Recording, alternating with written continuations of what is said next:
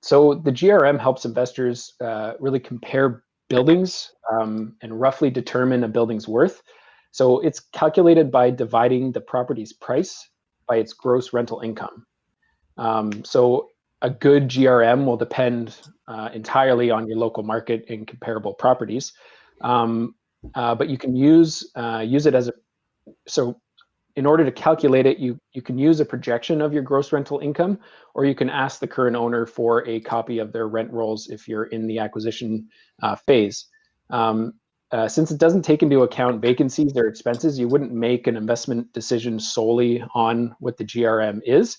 But just like cap rates, it's a good back of the napkin way to compare different properties that you may be looking at.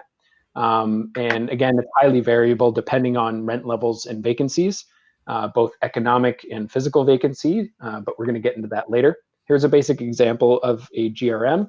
A $1.1 million property, maybe it's a small apartment building.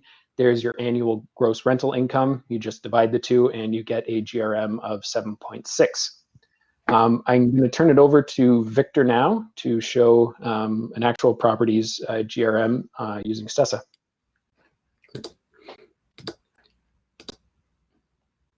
And Chris's GRM for 5213 Kevin's Way is located here on the right.